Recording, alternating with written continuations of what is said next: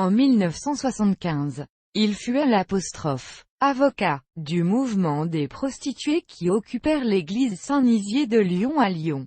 En 1978, il est ordonné prêtre. En 1980, il fait une grève de la faim durant 29 jours contre d'importantes expulsions de jeunes Algériens. Il a été l'un des initiateurs de la marche pour l'égalité des droits et contre le racisme, Marche des Beurs, en 1983. En 1986, il fait une nouvelle grève de la faim contre la loi Pasqua.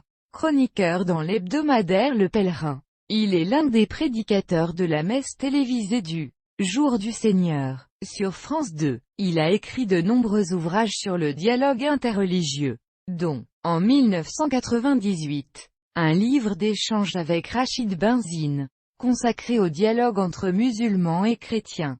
Il est prêtre du Prado. Les prêtres du Prado sont appelés par leur vocation à aller en particulier vers les pauvres et les non-croyants. De 1996 à 2002, il est membre du Haut Conseil à l'intégration, réclamant la justice et la liberté pour le peuple tibétain. Il fut l'un des fondateurs de l'association humanitaire Amitié franco-tibétaine à Lyon, laquelle, avec le comité de soutien au peuple tibétain, est à l'initiative de la rencontre du Dalai Lama avec Daniel Mitterrand en avril 1989. En 1991, il fut président du Comité français pour l'année internationale du Tibet, et participa à ce titre à une conférence le 25 mai de cette année à l'Assemblée nationale. En 2001, il participa à une manifestation commémorant le soulèvement tibétain de 1959.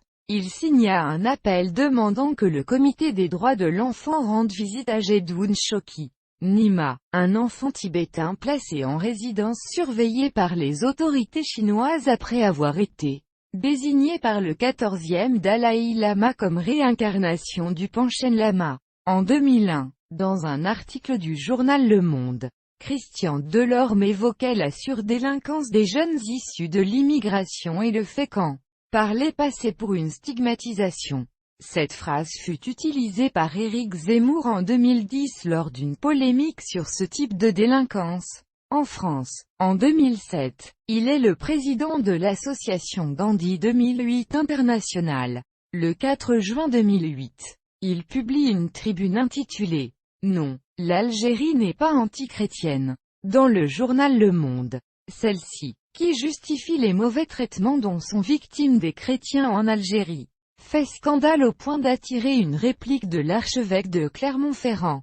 Dès le 2 décembre 2013, il incarne à l'écran son rôle d'ancien leader de la Marche des Beurs dans plusieurs épisodes. Saison 10, du feuilleton télévisé Plus belle la vie, diffusé sur France 3, après avoir été curé des paroisses d'Oulin et de Pierre-Bénite dans la proche banlieue ouest de Lyon, de septembre 2007 à septembre 2014.